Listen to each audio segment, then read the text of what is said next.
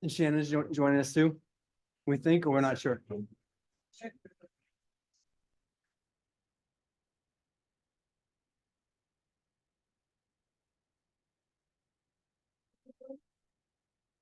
All right.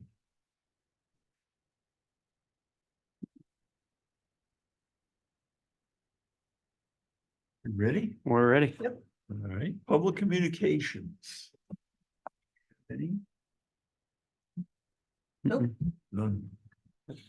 All right. Approval of the minutes of February 28th. I'll make a motion to approve the minutes of the 28th of February. Second it.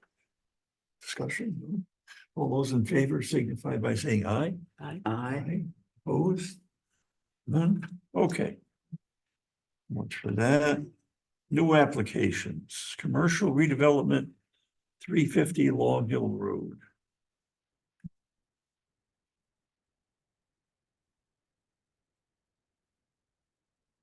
Yeah, put it right there. I mean, as soon as, as soon as we put it down, I'll set it up and we'll be able to. Face these guys, yep.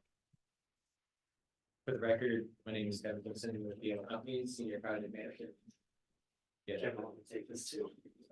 Oh, this is taking.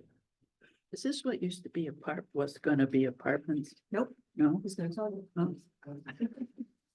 So for the record, Kevin Hickson with BL Companies, 350 Research Parkway in Meriden, Connecticut. Here tonight on an existing site. It's a sit-down restaurant at the intersection at 350 Long Hill Road. It's in a commercial neighborhood CN zone. And it's an existing restaurant at the intersection of Route 1 and Culver Avenue. And what we're showing here tonight is a colored site plan that we generated. They're going to keep the existing building where it is, and they're going to bring in 2 new tenants. It's a coffee shop with a drive-through and a medical office building next door. It's 2,866 square foot coffee shop and a 2,191 square foot healthcare medical office building. The existing site impervious is 71%, 54,220 square feet with this existing parking lot. And then the limit of disturbance that we propose here tonight with this proposal is 1.42 acres or 62,160 square foot. And the building coverage is with this proposed layout is 6.5%. And all that you see here as far as the pavement is the existing pavement in combination with a pavement repair, which is 6,055 square feet. If you look at this northeast corner, there are no wetlands on the site, but there is a limit of wetlands that's off of our property. And then the upland review area is this shaded area up at this northeast corner that is indicated here in this colored site plan. So within this plan, we're proposing to plant a red maple in this area. We are also adding some stormwater treatment that Tyler, our project engineer, can go into a little bit more detail on. And then in terms of upland review area on site, it's 2,894 square feet. And then upland area altered is 2,671. In order to create this configuration, we're actually reducing the impervious area. And, you know, like I said, adding this red maple that's within the upland review area. We are adding, they have existing 20 trees on site. We are adding 9 trees, 2 that do have to be removed with just some of the reconfiguration of the parking lot. So a net of 7 new trees, 5 red maples, and 4 Japanese Zelkova trees. So all the trees that you see on here is the total of the trees, which is 27. So with that, I'd like to turn it over to Tyler just to give you just a broader overview of that. But let me give it to Tyler. Tyler Riccitelli, 355 Research Parkway, project engineer for the site. So regarding the wetland review area, I'm actually going to switch this to the grading and drainage plan. So within this upland review area, we are proposing a little bit reconfiguration of the storm system, moving one of the catch basins within the actual pavement area, because we are reducing the pavement within that upland review area by 12%. So we're just moving that. And then we're also adding a hydrodynamic separator to treat that stormwater that's being collected approximately from this area of the site, all drains to this catch basin right here. And then additionally, it's about 800 square feet of seating based on the disturbance of reconfiguring the site. Did you say seating? Yeah, so they're just gonna do some seating behind the curb here. Seeding. Yeah. I'm sorry. They're doing seeding. Yeah, just some seating. Because our LOD comes out here, they're gonna do a little bit of grubbing of the existing foliage just to put in that new curb and What? the new curb. New- Yeah, and the pavement repair. There's about 300 square feet of pavement repair within that upland review area. And I think that's about it for the grading and drainage. This is just, Do you have an existing condition pavement area and a proposed condition pavement area? for the whole site or just, Mainly, obviously, we're concerned about the upland review area. so the existing impervious area, which would just be the pavement, is 1,800 square feet. We're reducing that to 1,600 square feet. So it's a 12% reduction in impervious. Okay, I tend to be a visual kind of person, so if I were looking, this is existing, This is proposed. that's proposed, so could you? So existing, the curb line comes along the right here is the corner of it. So we're just pulling it in just a little bit because there's parking spaces previously right here. So we're just making it a drive. Okay, thank you for that. And you talked about seating, is that area grass now, or what is that area? It's pretty much scrub brush. So it's scrub brush and impervious. So to perform the work, they're gonna have to disturb the area a little bit. So we're gonna just reseed it. And do you happen to know the nature of the wetland offsite? I know that's not, it's not a PC question anymore, but. You mean in terms of it's a pond or just, mm, I believe there is a small pond area, but, Yeah, no, I know, I understand that Yeah. you don't have jurisdiction. You're not even allowed to look there. yeah. What's the rate of outflow from your drainage? From within this one right here. So the actual hydrodynamic separator is going to be treating 0.3 CFS of flow to meet the requirements. But it can actually treat up to 1 CFS. It's just the smallest structure that we can put in there. And the actual flow does not change from the existing condition because will actually be reduced because we're reducing impervious. So that's pretty much how it's designed, is designed to treat that 0.3 CFS just to meet the water quality standards, which is based on how much impervious and pervious area that's going to that catch basin. And then once it reaches that maximum 1 CFS that it can treat, there's an internal weir which allows it to bypass the separator.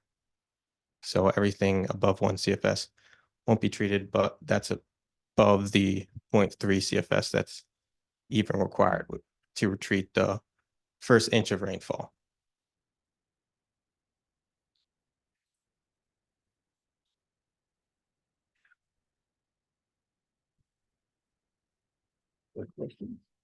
All around that loop, the dark that goes back there, you have head-in parking or tail-in parking, not parallel? No, so there's no parallel parking. It's all, there's a little bit of angled parking on the left side of the site, but otherwise it's just 90-degree parking. And I didn't quite understand, you said, the sewer now is in the shaded area, Correct. upland review. So the catch basin right now is right where my finger is. Okay, We're where's it just, going? we're just putting it right here. Oh, So we just have to move it into the drive. Wait, catch basin is not sewer. That's not sewer. No, it's not no. sewer. Okay, yeah, sorry, thanks. It's stormwater, yeah, stormwater. And you're catching, Okay. and you're, most of the water's coming from the parking lot or whatever. Yeah, so this catch basin captures Mhm. pretty much this area. And where's the roof water go? Roof water goes to this catch basin right here, which is an existing one. Which is what? Existing. Existing. And where do they go after that? So there's an existing underground detention system. Oh. So we're not touching that. We observed that in the field and it looked to be in good condition, so Okay, we're not changing anything. And then where does it go? Oh, and then it goes to Culver Ave right here. okay. so Sorry. it just goes out, Yes, Yeah. it goes to the system in Culver Ave. okay. Then where? So basically, the size of the building isn't gonna change at all. That's good. No. Keep asking. Yeah. At all. No. He doesn't know. There's a small bump out that will be added for the drive-through, but that's it. Mhm.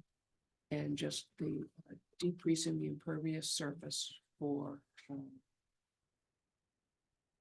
driving around there, I guess. Correct, yeah. Decreasing the number of parking spaces. Correct. Mhm. And it's a medical facility, and then what was the other one? Coffee shop with a Coffee drive-through. Maybe the two shall meet. Hmm. All right. Could you just remind me, we walked. There was a baby store. but, Yeah, that's what I was thinking. Where Is that that it's the same steeple of site? this? Right, it Sorry. is just. It is on the side, it's on the left side if you're looking at the screen. Directly adjacent to this? Yeah. Okay, Oh, that's what I was Yeah, wondering. the apartment building, right, that has not been built, but That was has not been approved, built. right? Okay, that's where this is. It's next. It's next to that. it. Oh, next to Next it. to that, Yes. yeah. Oh, just trying to get a sense. Right, of so it's that, and then it's the Yep. Hampton Inn. Yep. So right along, Oh. yeah. well, that's convenient. And we did a lot of work back on Culver Avenue, back on the Yep. back part of that. But that, we sidewalked that relatively recently, again, Right. in our tenure, 30+ years. Yeah, so I get, that's just, I was just trying to get a sense of that wetland back there. Yeah, we site walked almost everything. Hmm, in the I town. wouldn't go so far as to say that, but, okay. All right, other question? No, I make a motion to classify this Minor. application, what are we naming this? Commercial redevelopment. Commercial redevelopment on the corner of Route 1 and Culver Avenue as minor. second it. Discussion? No. All those in favor signify by saying aye. Aye, Aye. opposed, abstentions? All right, Thank you. All right. Thank you.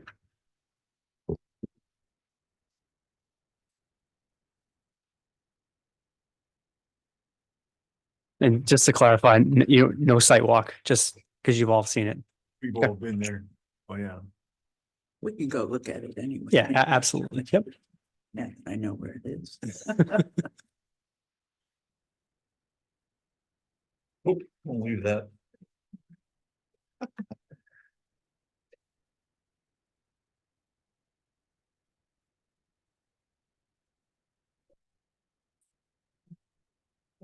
Have a good evening.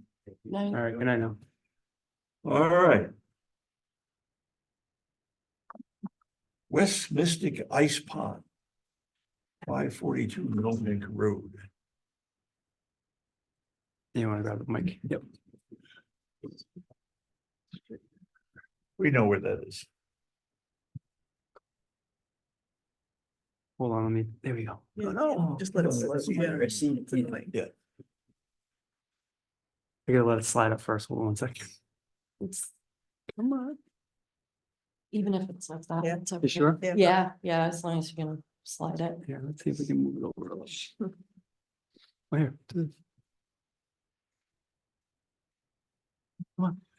Yeah, it's really slow. Yeah, really. funky. All right. Let me move you up there. How's that? All right, All right. perfect. Thank you. Hello. Rebecca Nolan, offices at 44 Water Street, Mystic, Connecticut, licensed landscape architect, in Connecticut. And I'm here tonight on behalf of my clients who are my parents, Charles and Linda. And these are the two parcels, which I think everybody is now familiar with. I think everybody's taken a site walk at this point. I'm going to refer to them as the 542 parcels just to make things easier. Next slide. And since the last meeting, we've made a couple of changes. Hopefully that image will come through. Just to clarify what the scope of work is that we're looking at here. So this is really just an existing conditions to orient you. The existing house, the flagged wetlands, and then you see that pretty much the whole site is within that 100-foot upland review area. This I'm noticed down here is open water. And so this area right here that's shaded in is, you'll see in the next slide, one of the areas in the wetland that we're talking about restoring. These are the photos. You've all seen them, so we can go on. Some in the summer. Mostly Phragmites, Tree of Heaven, Norway maple. Those are the three big ones. And then there's a lot of, invasive vines, multiflora rose. Luckily, not a lot of Japanese knotweed and bittersweet. But generally, this application is really looking at focusing on the Phragmites, the Norway maple, and the Tree of Heaven. So since the last time we presented here, we took a look at both phasing and, how we would actually go about this. This is a fairly large site. One of the things that we did was, on the last plan, I think it was a little hard to tell which trees we were talking about taking down. So you will see they all have pink X's through them. Those are based on aerial photography. So they are not exact. And that's why in the plans and in the narrative, I state that I would go out and tag those trees for removal prior. Another thing that we've added since the last time I was here, access to the site. There's currently an informal driveway off of Cedar Road, basically about 10 feet by 20 feet to allow for a vehicle to come in. And then there's the existing driveway at 542 Noank Road. So those would be our two access points to the site. Showing that really for, in case that we were to hire contractors to do any work, that's likely where they would enter. For tree removal, we're hoping that if there's a bucket truck or anything, substantial, that they would be able to reach a lot of those trees off of Cedar Road. But the majority of these trees are fairly small caliper Tree of Heaven. And so the homeowner is going to be very careful in taking these down. But if we do need to hire somebody, we would enter using those two areas for site access. With the Norway maples, those are when I talk about the larger caliper trees. There's a couple down here. There's one large one up here. And then there's one that's hanging over the head wall. One of the things we did since the last time we were here was we met with the state. Pretty good meeting. State will likely take down that, the tree that's hanging over the head wall. We did raise concerns about the silt entering, from this, discharge point. And so there was a verbal confirmation that they would be able to do maintenance on that. No timeline, but, you know, I'm hoping to keep that conversation open. And then, you know, one of the other things that we did to kind of clarify where our work is we're, you know, showing erosion control, silt fencing, drying stations. I mentioned these are for things like seed heads that we don't necessarily want to, you know, dispose of right away. They need to dry out. Things like Japanese knotweed need to be dried out. Stockpiling wood, you know, kind of locating these. There's 1, 2, 3, 4 areas. All in the upland out of the wetland, but also in locations where we believe that there will be a significant amount of branches and twigs and things that we can stockpile. Last time I talked, you know, we're not taking out any stumps, so stockpiling these is going to be a kind of a critical piece of this work. So you see the silt fencing, this area in here is the only area that we are proposing work within the wetland. It's 0.154 acres. And so that is the area where there's Phragmites currently. If you go to the next slide, I think that'll show us the phasing. Oh, no. Planting plan. We talked about this last time, but I'm happy to answer any other questions about it. There's really just 2 areas, upland slope and riparian buffer, and there's a total of 0.76 acres of restorative planting. What are all the circles? Trees. Those What's are the all, big one in the water. there is a tree in the middle of the water. It's not in great shape, but it's there. There's also a red maple in the water. So one of the things I mentioned last time is this pond goes through phases. Right now it's very full. In the summer, it is very dry. So in the summer, you can easily walk out to the willow tree. Right now it's, you know, this area, because of that head wall, also silts in significantly. So usually after big storms, but that area kind of right in front of that tree is pretty silted in. So that's the planting plan, and this is the only area that we're proposing doing any restorative planting. There is a significant amount of trees to remain on the property. So again, I'll be tagging those to differentiate between trees to remove and trees to remain. I believe the next slide is the phasing plan. Yes. So one of the challenges we will have is that the Phragmites is in the water. We do want to start with the corner of Cedar Road and Noank Road because it's high visibility. It's where, you know, the majority of the Tree of Heaven is. So we really do would like to start there for phase 1 and then basically move in this direction. So, you know, get to the trees, start with the Phragmites at this corner and move this way. And that's why you saw the silt fencing has basically been set up here. Needs to be inspected by town. I think I added those notes to the plan. Can you be a little more specific with your finger on the silt fencing plan? Yeah, so it's on the slide before this might be a little easier. Yeah. It's okay. Maybe one more back. One more, right? Yeah. Yeah, here it is. So this purple swath is the Phragmites area. And then along the edge, basically all the way from that corner up to the head wall would be silt fencing. And we would likely do that again in phases. So starting from where planning to work in the corner of Cedar Road and Noank Road, and then move this way down Cedar Road. So we can go back to the phasing. And the reason behind doing it this way is I mentioned the corner being high visibility. It's also where there will be a significant amount of replanting that needs to happen. Right now, it's a lot of, the Ailanthus, the Tree of Heaven are the largest trees there.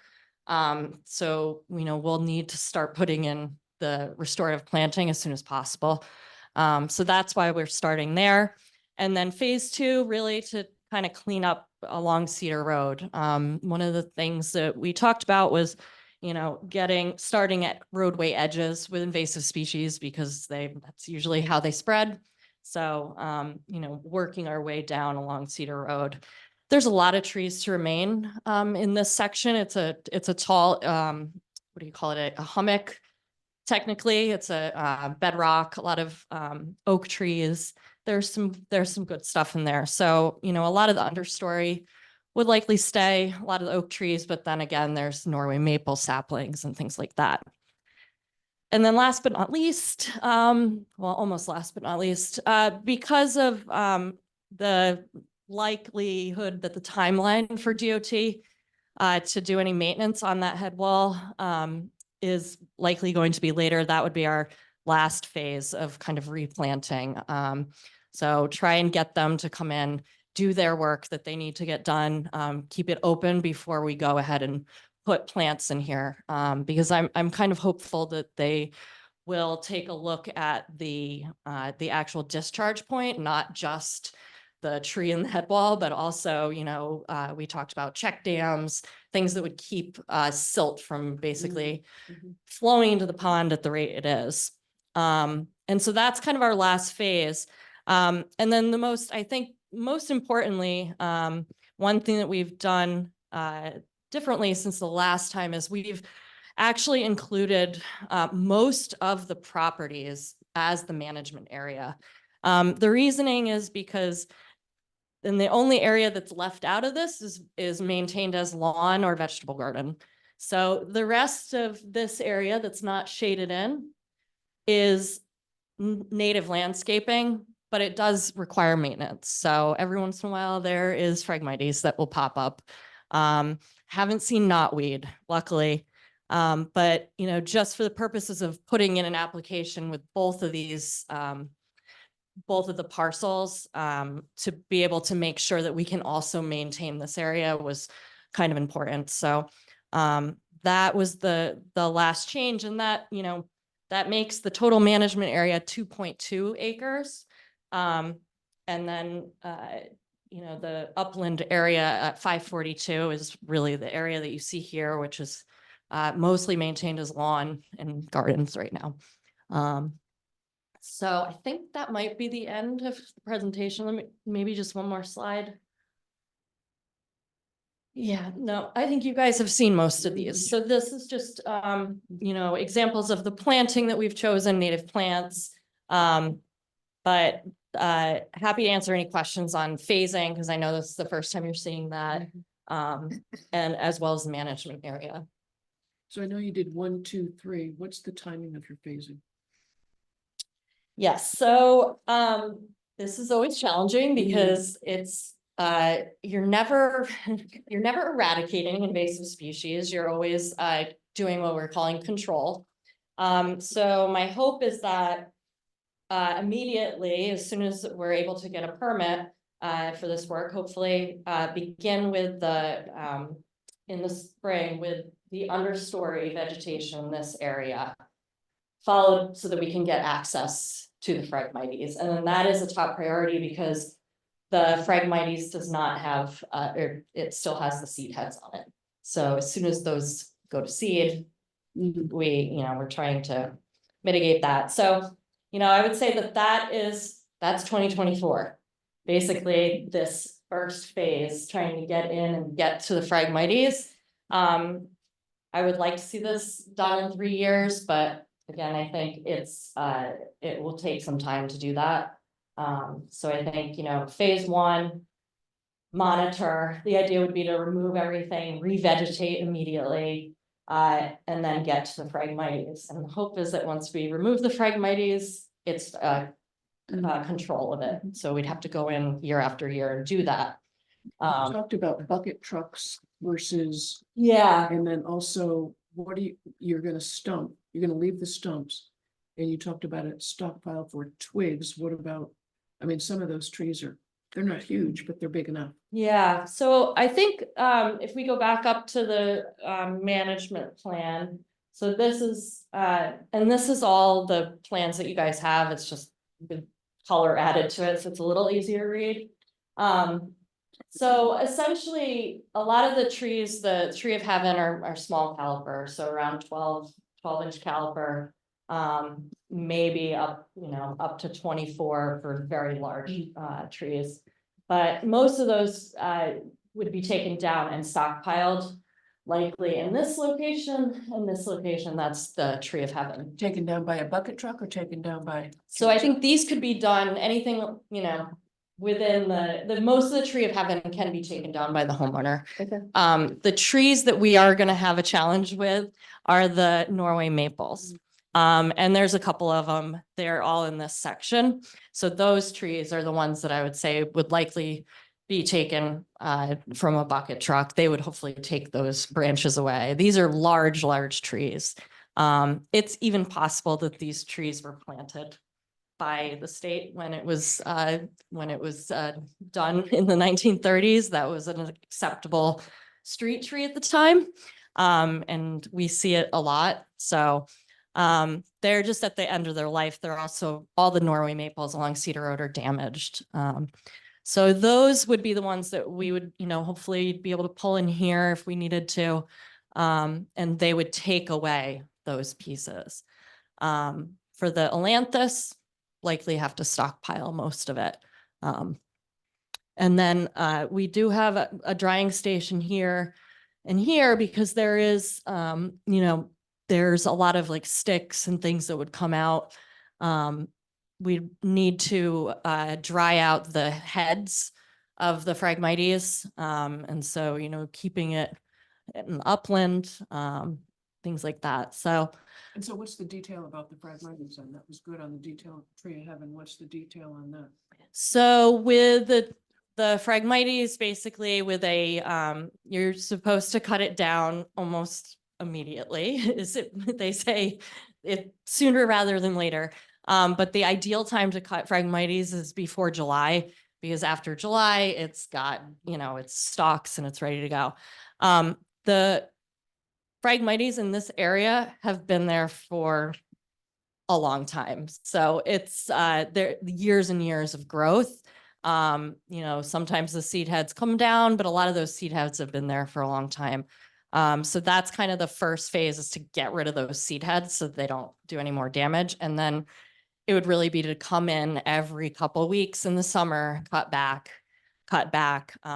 What's nice is that actually, if it would ever get cold enough, in the winter, it's actually much easier to access Phragmites from ice. So you're gonna cut it and then how are you gonna get it to your? So what I think we would likely do is use some sort of rowboat or something that you could collect it in. So you need a place to collect it before. So some of the work's going to possibly be done from the water. Exactly. Okay. Yeah. And that's why that's why I noted on that application, the 0.154 is within the actual wetland. So it is work that needs to be done within the wetland. And then the rest of this is more in the upland area, but that area is really critical to at least get them out of the water.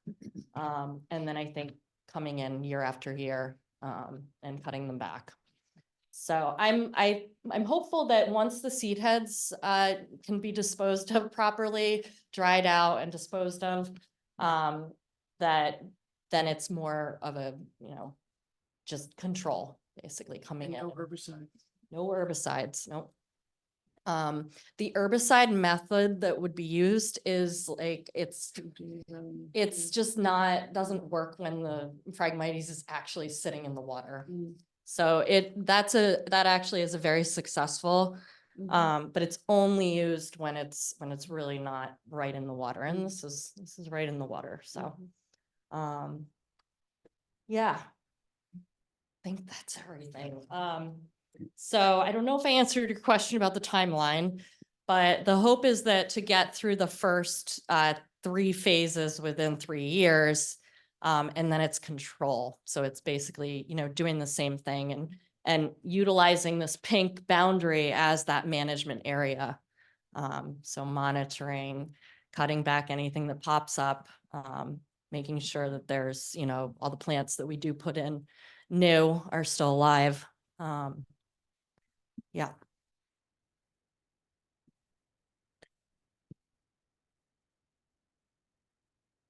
What was the plant in front of Grossman's Fish Market that they cut down every year? The tree, was that a tree of I heaven? think so. Every year they cut it Yeah, down. come back. Every year it Yep. come back. Yeah. It's invasive, like there's no. Yeah. Yeah. Yeah. And that is gonna be the challenge, because you can see up Yeah, here, that is all tree of Yeah. heaven. Oh, man. And there was a point when that area specifically was clear cut. And I believe that's around when those tree of heaven came in, so about 20 years ago was the last time there was a, so the revegetation plan of this is really important. Because if there's nothing else to grow there, they're just gonna, Yeah. so. Well, you guys have done a good job with the knotweed. There was significant knotweed there. Yeah, And along They the, basically just kept at it, yeah, just hand Yeah, cutting. that's what you have to do. Yeah, that's right. The same with Phragmites. Mm. You just have to- If you can't poison it, you have to get in there and take it out. Yeah, so this is a very vibrant wood frog, whatever those spring peepers. Yeah. I mean. they're already out. So, I know, It's so loud, it's Yeah. ridiculous. Yeah, it's insane.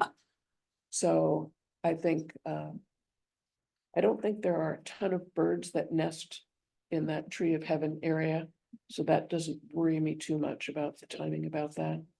And I don't know. Are you gonna row your boat or are you gonna have an engine to get across to the? No engines. Absolutely no engines. Yeah. Yeah. Be And I nice could- if you could get the state to Mm, take out that delta that's formed at the end of oh, the. she's trying, that's what they're working with. Yeah, so that- my understanding from speaking with them is that they really don't have, they can come in about 20 feet in and do what they call maintenance on the head wall. But that maintenance could include things like adding riprap or adding check dams. But what they won't do is fix this delta. That would require, probably a Connecticut deep permit from the property owners, unfortunately. So I think that would be a much longer term potential project, but I am Cross that bridge hopeful. when you come to it, maybe. Yeah, that if they're able to, clean up that head wall at least, and, at least start maintaining it a little bit more, now it's on their radar, that may help.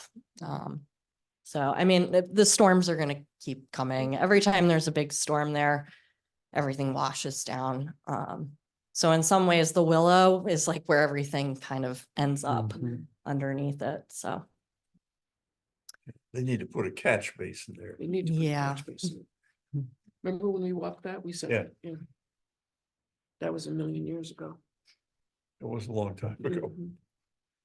Mhm. So I don't know if I mentioned it, but, one of the other things that we would have to tag all the trees, because they're not surveyed trees. Have to go out and make sure that, they're tagged, the ones that we want removed versus the ones that we want to stay. So I've got an approximate number, 45. It sounds like a lot, but again, most of them are the small, tree of heaven. And then, a lot of the understory work, we wouldn't start any of this until the town came out to inspect the erosion control. So I think that's something that should go in the conditions. That's something we can definitely do. As well as if the town wants to come check the tree tagging as well.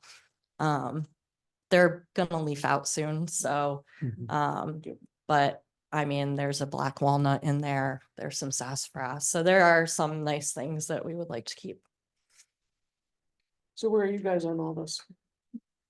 We're supportive. We have a draft motion for you. I think you got a copy, got sent to you, but I have a copy right here for you too as well. I haven't checked my email today, I sorry. didn't get any, I was not home Oh. today. nothing. All right, let's check to make sure. That's okay. Thank you.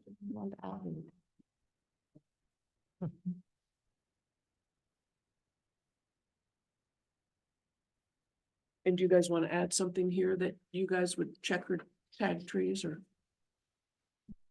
I mean, I would imagine we can do that when we check the. Yes, yeah. I'm sorry? We can definitely do that when we check the ENS. If you want something specific, we can definitely No, add no, that I too. Was just Yep. following up on what she was saying. Absolutely. I'm happy to do that.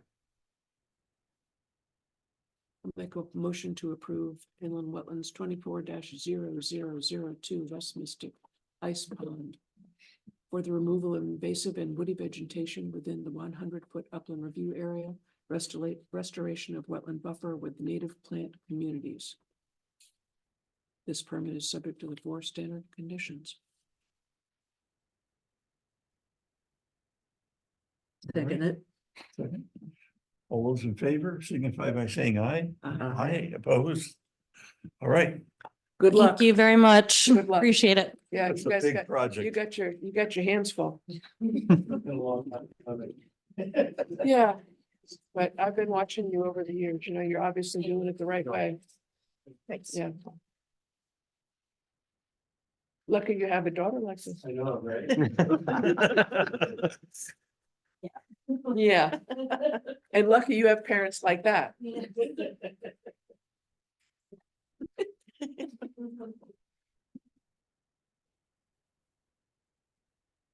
What more do we have? No, we don't have any old business. Mhm. And I don't really have anything to report other than good time to drive around with all this rain we're having. Everything is wet. Smokes. So they put a silt fence on property.